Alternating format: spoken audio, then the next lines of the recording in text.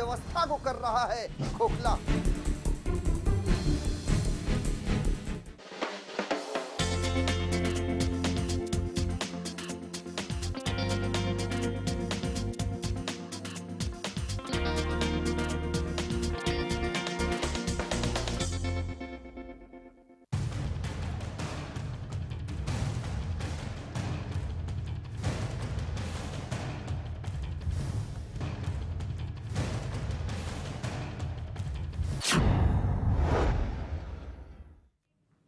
बांद्रा पूर्व विधानसभा उपचुनाव में शिवसेना प्रत्याशी तृप्ति सावंत ने कांग्रेस के उम्मीदवार नारायण राणे को तकरीबन 19,008 वोटों से पराजित कर शिवसेना का गढ़ बरकरार रखा है। जीत का जश्न मनाते हुए शिव सैनिकों ने एक हाथ में चप्पल और दूसरे हाथों में मुर्गी लेकर नारायण राणे के घर के सामने प्रदर्शन किया। नारायण राणे की 6 महीने के भीतर विधानसभा चुनाव में दूसरी बड़ी हार है। आपको बता दें कि इसके पहले कुडाल विधानसभा में नारायण राणे को हार का सामना करना पड़ा। बांद्रा विधानसभा में मिली हार के बाद नारायण राणे के दोनों बेटों को फूट फूट कर रोते देखा गया। नारायण राणे ने उन्हें सांत्वना दिया। इस हार के कारण नारायण राणे कांग्रेस में अलग थलग से पड़ते दिखाई दे रहे हैं।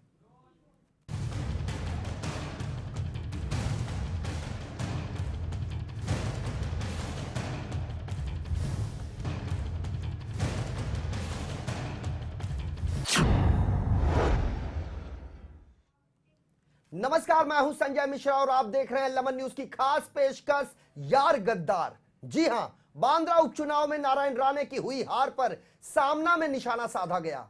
शिवसेना के मुखपत्र सामना में छपे लेख में लिखा गया है कि कोई कितना भी दहाड़ या गर्जना क्यों ना करे, लेकिन शिवसेना के सामने अच्छे अच्छों को धराशायी होना पड़ता है। शिवसेना के मुखपत्र सामना में नारोबा हारोबा की संज्ञा देकर सीधे सीधे वार किया गया। यहां तक कि मुर्गी बेचने की सलाह भी नारायण राणे को दे दी गई।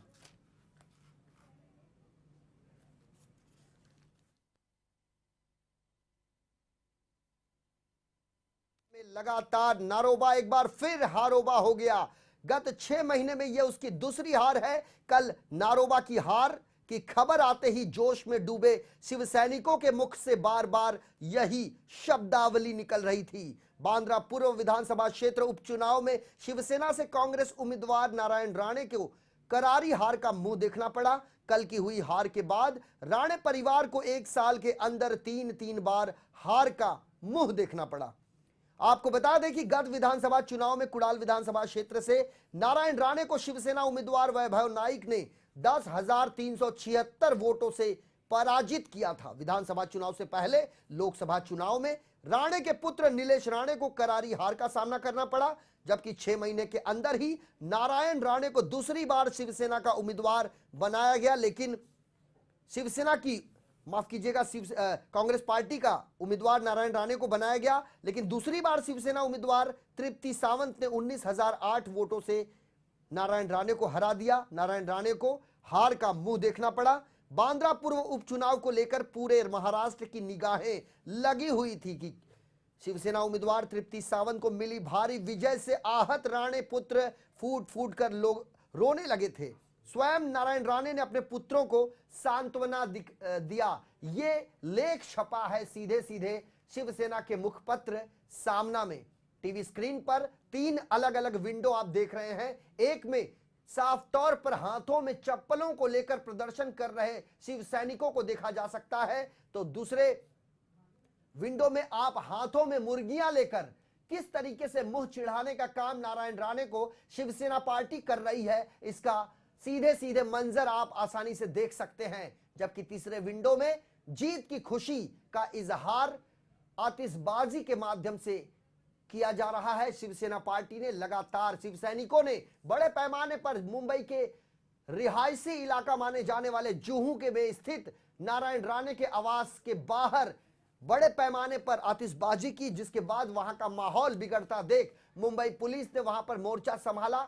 बड़े पैमाने पर सुरक्षा व्यवस्था चाक चौबंद कर दी गई। लेकिन जिस तरीके से बांद्रा पूर्व का विधानसभा उपचुनाव हुआ, इसके बाद पूरे महाराष्ट्र में बड़े पैमाने पर शिवसेना ने इसका जश्न मनाया।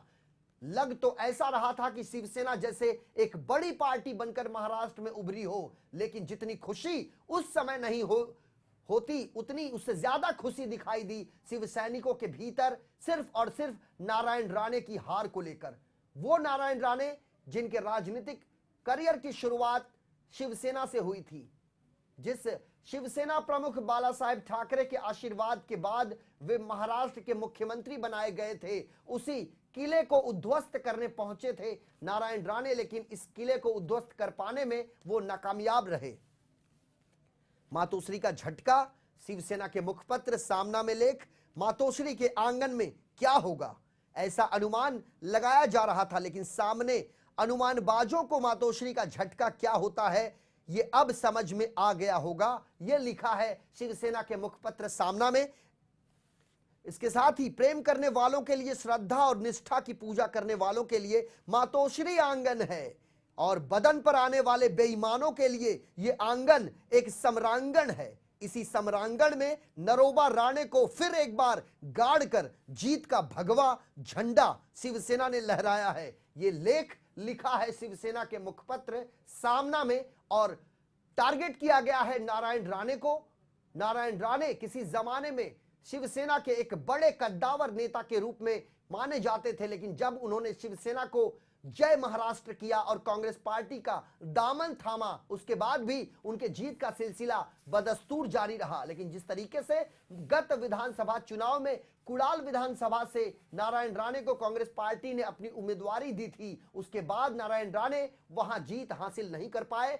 शिवसेना के उम्मीदवार के सामने उन्हें हार का मुंह देखना पड़ा, और ठीक इसी तर्ज पर बांद्रा पूर्व में हुए विधानसभा उपचुनाव में भी मुंह की खानी पड़ी नारायण राणे को। इसी खबर पर हमारे अपने सहयोगी जटा शंकर हमसे जुड़ रहे हैं। जटा, क्या अब तक हमारी आवाज आ रही है? जी जी। क्या कहेंगे, जिस तरीके से शिवसेना पार्टी ने कल अपना जश्न मनाया, बांद्रा पूर्व विधानसभा के उपचुनाव में तृप्ति सावंत को मिली बेतहाशा जीत को लगातार अपने अलग अलग अंदाज में शिवसेना पार्टी ने इसका इजहार किया। कहीं मिठाइयां बांटी तो कहीं आतिशबाजी की गई, कहीं हाथों में मुर्गियां लेकर प्रदर्शन किया गया, तो कहीं हाथों में चप्पलों को लेकर सीधे सीधे नारायण राणे को मुंह चिढ़ाने का काम किया गया। और आज के शिवसेना के मुखपत्र सामना में सीधे सीधे व्यंग्य कसा गया है नारायण राणे को लेकर। क्या कहेंगे? संजय जी, इस शिवसेना का जो मुखपत्र सामना है, अपने विरोधियों को जवाब देने के लिए वो समय दर समय इस्तेमाल करती आ रही है शिवसेना।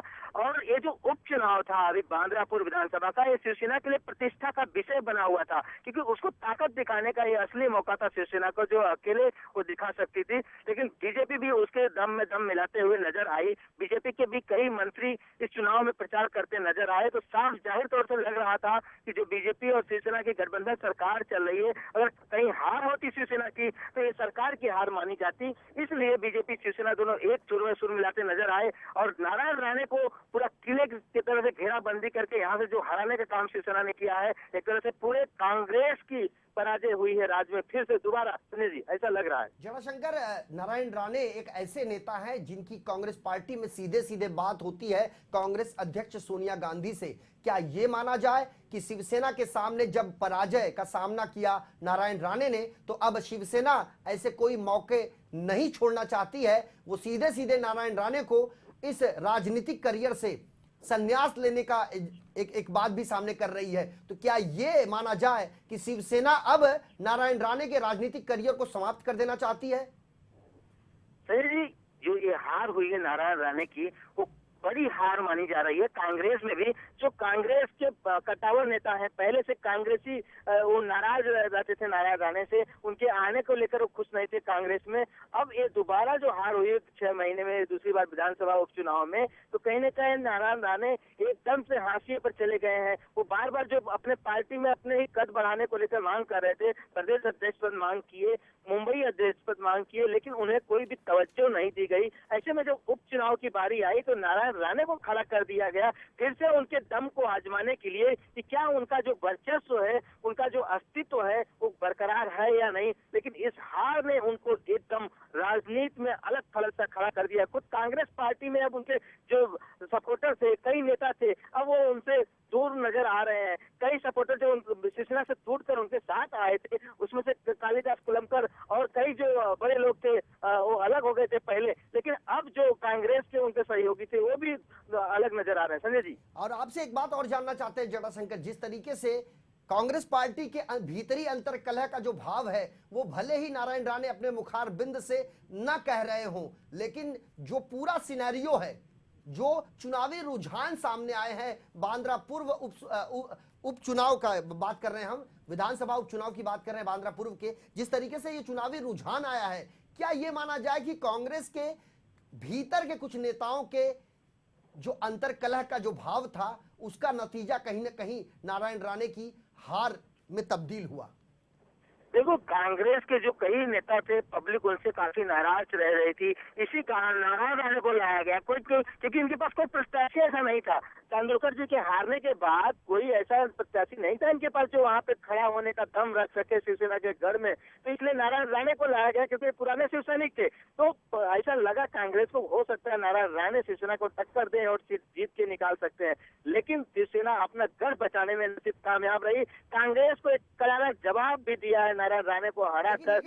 लेकिन जटाशंकर, आपसे ये जानना चाहते हैं कि चुनाव प्रचार के दौरान कांग्रेस पार्टी के जितने कद्दावर नेता थे, सभी नेताओं ने अपनी उपस्थिति चुनाव प्रचार में दर्ज करवाई थी, ये बताते हुए कि नारायण राणे की जीत से वे पूरे सुनिश्चित हैं, और खुद इसका इकरार भी किया नारायण राणे ने मीडिया के कैमरों के सामने कि उन्हें जीत का पूरा अंदेशा है। आखिर चूक कहां हुई? क्या कांग्रेस पार्टी से हुई, या फिर नारायण राणे के पिछले पास्ट ट्रैक रिकॉर्ड को देखने के बाद यह महसूस किया जाए कि उनके हार का यही एक बड़ा कारण हो सकता है? नारायण राणे को जिस तरह से लग रहा था कि पब्लिक शिवसेना से नाराज है और कांग्रेस का साथ देगी, नारायण राणे का साथ देगी, लेकिन ये ऐसा नजर नहीं आया उनको। और जो एमआईएम ने वोट में सेंध लगाने की काम की है, कांग्रेस का वोट बैंक जो था वो करीब 20 से 22% घसक के गया है एमआईएम की तरफ से। तो मान लिया जाए, आप बता रहे हैं कि एमआईएम के खाते में जो वोट जाना था वो सीधे सीधे कांग्रेस पार्टी का जो वोट था वो एमआईएम ने उसमें सेंधमारी कर दी, आप ये बता रहे हैं। लेकिन बात की जाए, गत विधानसभा चुनाव में 25,000 वोट से ज्यादा वोट हासिल किया था राजा रहबर खान ने, जबकि उसके तुलना में इस बार तो उन्हें 50% वोट भी नहीं मिला। चलिए, वोट परसेंटेज इस बार कम हुए, लेकिन वोट परसेंटेज कम होने के साथ भी जो बीजेपी का वोटर था, जो बीजेपी की वोट बैंक थी, वो भी शिवसेना के साथ में गई। तो कहीं ना कहीं जो मार्जिन थी शिवसेना की वोट यहाँ पे बढ़ी है संजय जी। जो शिवसेना का वोट बैंक था वो बढ़ा है, तो और जो दूसरे पार्टियों का देखा जाए वो घटा है। और इस बार जो दूसरी पार्टियां थी, राष्ट्रवादी थी और समाजवादी पार्टी थी, ऐसे पार्टियों का जो वोट बैंक था वो यहाँ पे नजर आ रहा था कांग्रेस के साथ। लेकिन कांग्रेस फिर भी अपने मंसूबे में कामयाब नहीं हुई। तो कहीं ना कहीं देखा जाता है कि कांग्रेस जो है यहाँ पे कमजोर खड़ी थी, और नारायण राणे जो एक वहाँ पे तुर्क के पत्ते के रूप में इस्तेमाल किए गए, लेकिन वो अपने मंसूबे में कामयाब नहीं हुए, उन्हें करारी शिकस्त यहाँ पे खानी पड़ी है। तमाम जानकारी के लिए जटाशंकर आपका बहुत बहुत धन्यवाद। जिस तरीके से जटाशंकर हमारे अपने सहयोगी बता रहे थे कि एक खेमा तो चाहता था कि किसी न किसी तरीके से नारायण राणे ये चुनाव हार जाएं, लेकिन ये बातें निकलकर सामने नहीं आ रही थी। लेकिन सच्चाई छिप नहीं सकती बनावट के वसूलों से, कि खुशबू आ नहीं सकती कभी कागज के फूलों से। इसी तर्ज पर वो सच्चाई आखिर सामने आ ही गई जो पर्दे के पीछे थी, और उसे आना वक्त की जरूरत थी। लेकिन लेट लतीफी हुई कि चुनावी रुझान आने के बाद ये सच्चाई सामने आई, और खास करके मुंबई की बांद्रा पूर्व सीट पर हुए उपचुनाव के नतीजे चौंकाने वाले बिल्कुल नहीं थे। शिवसेना अपनी सीट बचाने में कामयाब रही, कांग्रेस के नारायण राणे चुनाव हार गए। इन चुनावों में उनका खड़ा होना ही एक सबसे बड़ी खबर मानी जा रही थी मीडिया में।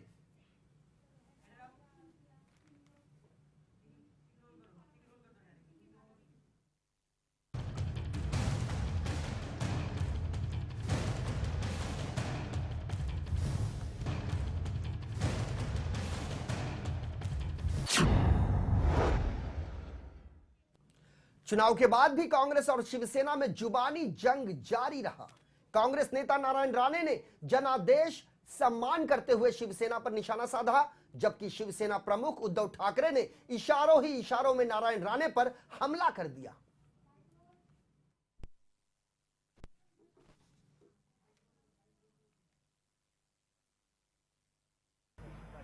लोकांनी मतदान विकासाला नागरी सुविधाला न देता ते भावनेला दिलेलं आहे, मला मान्य आहे। लोकांना विकास नको असेल, आता ज्याप्रमाणे राहतायत जगतायत तसंच राहायचं असेल तर माझी काही तक्रार नाही, मला मान्य आहे। आणि म्हणून जनतेने दिलेला कौल मी मान्य करतो। काय निष्ठावान तर निष्ठावान कोण? जे काय 2% जगतात, 5% जगतात, महानगरपालिकेचे म्हणजे जनतेच्या पैशावर जगतात, ते निष्ठावान का? ते आधी निष्ठावान कोणाला समजायचं? कोण जनतेशी प्रामाणिक कोण आहे?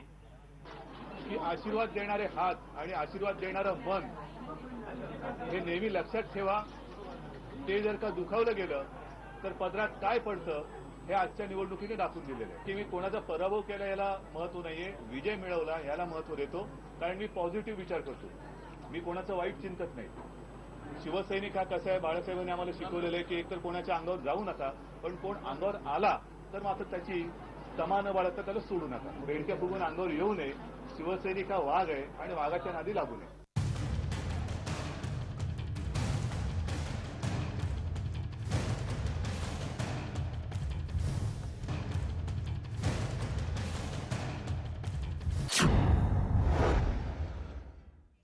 शिवसेना पक्ष प्रमुख उद्धव ठाकरे कह रहे थे कि हाथ देने वाला मन, आशीर्वाद देने वाला मन और आशीर्वाद देने वाले हाथों को नहीं भूलना चाहिए। यदि आप उसे भूल गए तो आने वाले समय में इसका नतीजा क्या कुछ निकलेगा यह आपके सामने है। हमारे इस खास पेशकश यार गद्दार में हमसे जुड़ रहे हैं हमारे अपने वरिष्ठ सहयोगी अवनिंद्र आशुतोष। अवनिंद्र, आपसे जानना चाहते हैं कि जिस तरीके से शिवसेना पक्ष प्रमुख उद्धव ठाकरे बता रहे थे कि कभी भी अपनों द्वारा किए गए कामों को नहीं भूलना चाहिए, अपनों को जो आशीर्वाद देते हैं उनकी खिलाफत नहीं करनी चाहिए, जो हाथ आशीर्वाद देते हैं और जो आशीर्वाद देने वाला मन होता है उसे तो खास करके नहीं भुलाया जाना चाहिए। ये साफ तौर पर क्या कहेंगे इस बात को उद्धव ठाकरे के आप? देखिए, बहुत बड़ा इसमें एक कहानी छिपी हुई है। जिस तरह से हम श्रीलंका की जब भी बात करते हैं, रावण की बात करते हैं, तो विभीषण की भी बात करते हैं, और नारायण राणे ने विभीषण का ही रोल अदा किया है शिवसेना में। और चूंकि उद्धव ठाकरे को एक बार जीत हासिल हुई है तो उन्होंने कहा है कहीं ना कहीं से ये पूरा जो इशारा है, कहीं से पूरा जो ये शब्दों के जो मायने हैं संजय, उसका मकसद यही है कि नारायण राणे ने जिस तरह से यार के साथ गद्दारी की है, कहीं ना कहीं से इसको आने वाले दिनों में जनता ने ये बता दिया है कि नारायण राणे का अब अस्तित्व कोई नहीं है। खासकर अगर हम मातोश्री के आसपास की बात करें, कला नगर की बात करें, तो वहाँ के लोगों ने खदेड़ दिया है नारायण राणे को, और साथ ही साथ कांग्रेस में भी बिल्कुल शून्य के स्तर तक पहुंच गए हैं। तो निश्चित रूप से अब कांग्रेस को भी आत्ममंथन करने की जरूरत है कि नारायण राणे को आखिर खड़ा क्यों किया गया। लेकिन लगातार जिस तरह से वो चिल्ला रहे थे, जिस तरह से वो खुद को पावरफुल पद अपने लिए मांग रहे थे, ऐसे में हर किसी ने ये समझ लिया था कि उनका मकसद सिर्फ और सिर्फ सत्ता है, कुर्सी है, पावर है, और उसके बगैर वो बेचैन हो जाते हैं। और जिस तरह से जनता को उन्होंने कहा है कि अगर उनको विकास नहीं चाहिए तो ठीक है, तो कहीं ना कहीं से जनता का भी उन्होंने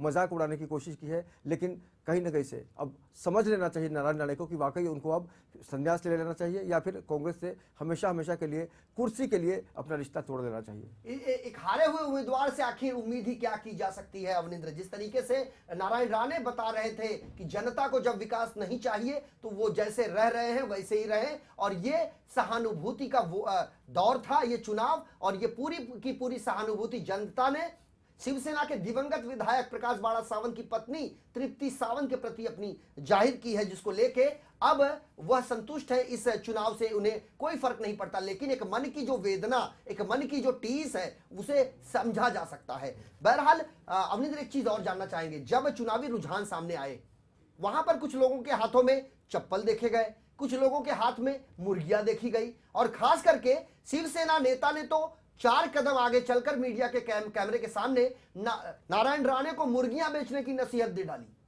देखिए, मुर्गी से और नारायण रिश्ते का काफ़ी पुराना रिश्ता है, और काफ़ी अगर हम थोड़ा पहले जाकर देखें, अतीत में जाकर देखें, तो नारायण राणे को कोंबड़ी चोर कहा जाता था। इसमें कोई किसी से छुपी हुई बात नहीं है। और यही कारण है कि जिस तरह से नाराजगी थी शिव सैनिकों के अंदर, शिवसेना के अंदर, उसी का कहीं ना कहीं से एक प्रतीकात्मक बोल सकते हैं उसको, एक संदेश देने की कोशिश की है कि अब आपकी जो स्थिति है सिर्फ मुर्गी को बेचने के लिए है, मुर्गी के साथ आपकी जिंदगी आगे गुजरनी चाहिए। लेकिन इतना बड़ा उन्माद इससे पहले तो कभी शिवसेना सुप्रीमो बाला साहेब ठाकरे के रहते हुए कभी शिवसेना की तरफ से इतने तल्ख अंदाज में जो आक्रामक जो रूप देखने को मिला, इससे पहले तो कभी देखने को नहीं मिला। इस बार क्या माना जाए कि सारी सीमाओं को पार कर लिया गया है? एक राजनीतिक परिवेश में इस तरह का प्रदर्शन कितना जायज है? देखिए, ये जो शिवसेना की अपनी एक शैली रही है, चाहे वो मनसे हो, शिवसेना हो, या भी बाकी पार्टियां अपनी अपनी शैली में प्रदर्शन करती हैं, लेकिन शिव सैनिकों को हमेशा से एक नाराजगी थी नारायण राणे को लेकर। और जो भी शिवसेना ने जिसको बनाया, उसको जो भी छोड़ के गए, उनके प्रति आज भी शिव सैनिकों के मन में काफ़ी नाराज़गी है। और यही कारण है कि बाला साहब ने हर किसी को अपना अपना एक नाम दे दिया है। अगर हम छगन भुजबल की बात करें तो जब उन्होंने शिवसेना छोड़ी थी तो उनका नाम उन्होंने लखोबा रख दिया था। लखोबा एक बड़ा ही दिलचस्प नाटक है, उसमें एक कैरेक्टर है जो सबको धोखा देता है, एक जोकर जैसा कैरेक्टर है, उसका नाम लखोबा था। और जाहिर सी बात है आज भी शिव सैनिक सिर्फ लखोबा कहते हैं। उसी तरह से कोंबड़ी चोर की अगर हम बात करें तो नारायण राणे को आराम से, कोंबड़ी चोर का मतलब होता है कि शिवसेना के नारायण राणे की बात हो रही है। तो कहीं ना कहीं से जनता ने एक उनको सबक सिखाया है और शिव सैनिकों ने एक अच्छा खासा बदला लिया है, क्योंकि जीतने के बाद उनके घर के सामने पटाखे फोड़ना, उनको चप्पल दिखाना, मुर्गी दिखाना, ऐसे में समझा जा सकता है कि उनके अंदर जो नाराजगी थी उसी का ये रूप निकल कर सामने आया। अमरिंदर, जिस तरीके से आप बता रहे हैं बड़े बेबाकी अंदाज में, तो साफ तौर पर किसी जमाने में आप भी दोपहर के सामना से जुड़े रहे हैं और एक लंबा अनुभव पत्रकारिता का आपके जीवन काल में रहा है। खास करके दोपहर के सामना में को आपने काफी करीब से देखा है। और इसमें जिस तरीके से आज के मुखपत्र दोपहर का सामना में ये फ्रंट पेज पर जो साफ तौर पर ये नरोबा और हरोबा लिखा गया है, इसके आखिर क्या मायने निकाले जाएं? देखिए, अगर परेल इलाके में अगर जाएं तो नरिया और हरिया की एक जोड़ी हुआ करती थी। हरिया यानी हरि उनके दोस्त हुआ करते थे और नरिया का मतलब नारायण राणे होता था। तो ये जो दोस्ती है काफ़ी लंबे समय से एक जोड़ी युगलबंदी की तरह देखने को मिलती थी। और यही कारण है कि नरिया हरिया के नाम से ये काफ़ी कुख्यात थे, विख्यात थे। और आज की तारीख में भी जब शिव सैनिक होते हैं या फिर सामना से जुड़े जो लोग हैं उनको नरिया कहने में बड़ा ही आनंद आता है, क्योंकि ये देखिए शिवसेना के साथ जिन जिन लोगों ने गद्दारी की है, जिन जिन लोगों ने उसका साथ छोड़ा है, आज कहीं ना कहीं से वो अलग थलग पड़ते हैं। बहुत कम लोग हैं जो शिवसेना में पहले थे और आज कहीं नहीं, लेकिन निश्चित रूप से जो एक मुकाम देने का काम किया है शिवसेना ने नारायण राणे को, इसको वो भूल गए थे। उनको लगा था कि आज वो अपनी बदौलत है, लेकिन जिस तरह से शिवसेना ने उनको चीफ मिनिस्टर बनाया, उनको मंत्री पद दिलाया, उसके बावजूद अगर इस तरह की तलखी शिवसेना के प्रति निकलती है तो समझा जा सकता है कि शिवसेना अपनी शैली में उनको सबक जरूर सिखाएगी। और यही कारण है कि उनके घर के सामने जो प्रदर्शन हुआ, नारायण राणे को समझ लेना चाहिए कि अपने घर के लोग हमें चिढ़ा रहे हैं और अपने घर में जब अपमान होता है संजय, तो समाज में मुंह दिखाना बहुत ही मुश्किल होता है। बिल्कुल, जब अपने घर में जब ये कोई बदनामी झेलने का वक्त आता है तो सबसे बड़ी बदनामी कही जा सकती है। जब घर में कोई सदस्य जब अपने हमको मुंह चिढ़ाने का काम करता है तो वहां इस बात का अंदाजा आसानी से लगा लेना चाहिए कि अब बदनामी की पराकाष्ठा हो चुकी है।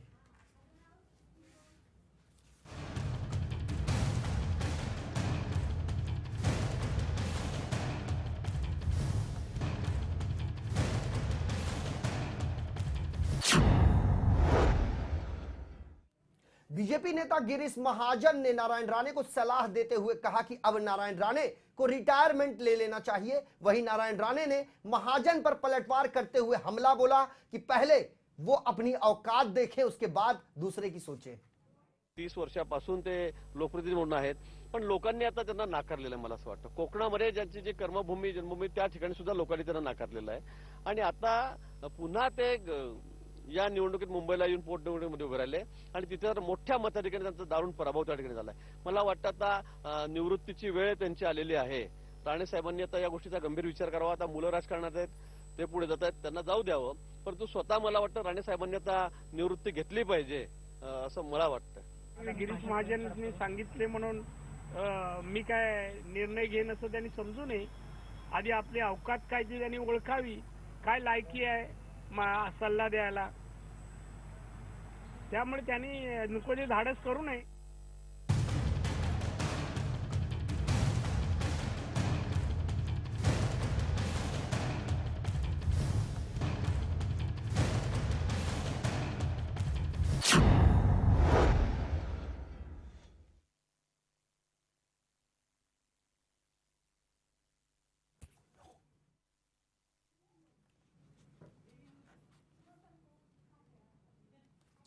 जब एक शेर दलदल में फंसता है तो एक चूहा भी उसकी मजाक कर चले जाता है, लेकिन जब शेर दलदल से बाहर निकलता है तो दूर दूर तक पीछे कोई नहीं दिखाई देता। क्या अवनिंद्र ये माना जाए कि ये शेर दलदल में फंसा है, शायद यही कारण है कि कोई मौका हाथ से गवाना नहीं चाहता? देखिए, शेर की अगर हम बात करें तो शेर का मतलब होता है राजा।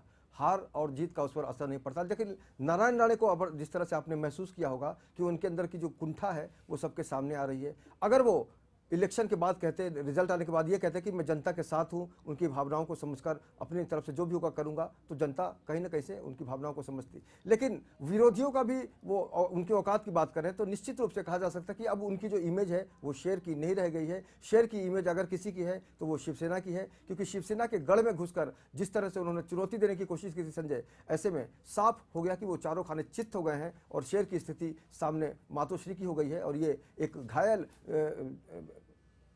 नेता की तरह है जो निश्चित रूप से आने वाले लंबे समय तक इनको अपने अस्तित्व के लिए लड़ना पड़ेगा। और कांग्रेस भी कहीं ना कहीं से अब इनसे दूरी बनाएगी, क्योंकि जिस तरह से ये लगातार चिल्ला रहे थे, अपने हक की बात कर रहे थे, आज निश्चित रूप से एक बड़ा खेमा है जो जरूर बहुत खुश होगा, क्योंकि नारायण राणे को उनकी असली औकात पता जनता ने बता दी है। और अब उनके चिल्लाने से कुछ नहीं होने वाला, क्योंकि जीत जिसकी हो चुकी है उसका नाम तृप्ति है। और जनता को भी कहीं ना कहीं से संतोष मिला है कि उनके घर में आकर बाहर के गद्दार ने किसी तरह से नुकसान नहीं पहुंचाया। जी बिल्कुल, जनता ने तृप्ति को पाकर मानो कि वह तृप्त हो चुकी है। और वहीं नारायण राणे जिस तरीके से शिवसेना के इस किले को उद्ध्वस्त करने जा रहे थे तो वो खुद ही धराशायी हो गए, औंधे मुंह गिर गए। और तमाम जानकारी के लिए अवनिंद्र आशुतोष आपका बहुत बहुत धन्यवाद। तो जिस तरीके से बांद्रा पूर्व का उपचुनाव हुआ, उसके चुनावी रुझान आए, उस रुझान के बाद एक प्रकार से चारों तरफ एक जो जश्न का माहौल शिवसेना के खेमे में देखा गया, तो उसे ऐसा लग रहा था कि कोई अभूतपूर्व विजय हासिल हुई हो शिवसेना को। इसके साथ ही एक कहावत है कि उगते हुए सूरज को हर कोई सलाम करता है, लेकिन डूबते हुए सूरज को कोई देखना पसंद नहीं करता। और यही हाल नारायण राणे का इन दिनों हो चला है। 2 बार चुनाव हार चुके हैं, चाहे वह कुडाल विधानसभा की हो या बांद्रा पूर्व के उपचुनाव की हो। और अब हाशिए पर खड़े नारायण राणे अब आगे क्या रणनीति तय करेंगे, यह देखना दिलचस्प होगा। बहरहाल हमारे इस खास पेशकश यार गद्दार में अभी के लिए बस इतना ही। बाकी की खबरों के लिए बने रहिए लमन न्यूज के साथ। मुझे दीजिए इजाजत, नमस्कार।